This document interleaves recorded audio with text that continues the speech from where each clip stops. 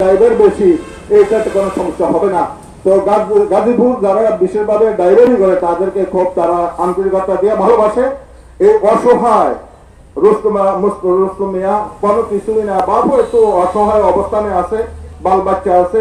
আমি এটা তাদের কাছে যারা চাঁদপুর মেহমান তারা আসছেন, তারা এই পরিবারের দিকে যথেষ্টভাবে নজর রাখার জন্য দৃষ্টি আকর্ষণ করছি।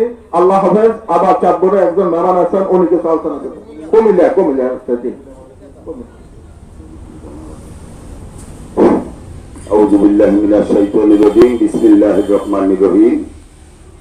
উপস্থিত মরহুম রুস্তম ভাইয়ের জানাজায় এলাকার রাজনৈতিক ব্যক্তিত্ব, সামাজিক ব্যক্তিত্ব, এলাকার মুরব্বিয়ান, কুমিল্লা থেকে আসা মেহমান, চাঁদপুর থেকে আসা মেহমান, সকলের কাছে আমার সালাম। আসসালামু আলাইকুম ওয়া রাহমাতুল্লাহি ওয়া বারাকাতুহু। সম্মানিত উপস্থিতি, আমি আপনাদের সামনে দু চারটে কথা বলবো যে রুস্তম ভাই সম্বন্ধে।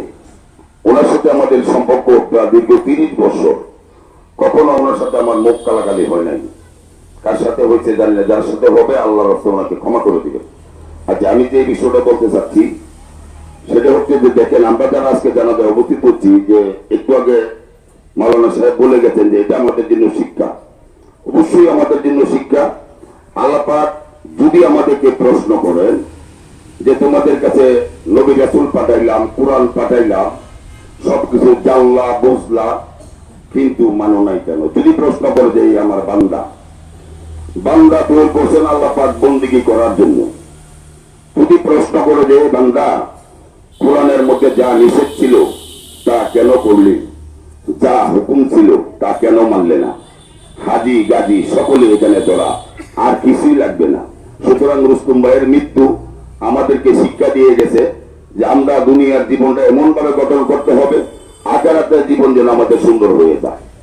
যা কুমিল্লা থেকে আরো অনেক নেতৃবৃন্দ আসছেন, আমাদের কার্যকারী সভাপতি আজাদ ভাই আসছেন, কোষাধ্যক্ষ জসিম ভাই আসছেন, যুগ্ম সাধারণ সম্পাদক আমিন ভাই, বিপ্লব, সাবেক সভাপতি ইউনুস ভাই, সাবেক সাংগঠনিক সম্পাদক মিজান ভাই, এখানে উপস্থিত দেখছি যে আমরা সাবেক সাংগঠনিক সম্পাদক বাবুল ভাই, অনেকে উপস্থিত আছে।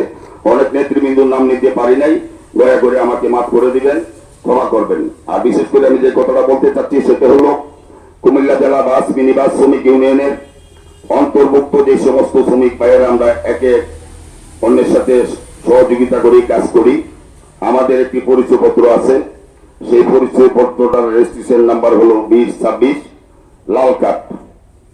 ওইখানে অনেকেই পরিবহনের লোক আছেন, বুঝবেন যে এই লাল কার্ড এবং উনি ওই সদস্য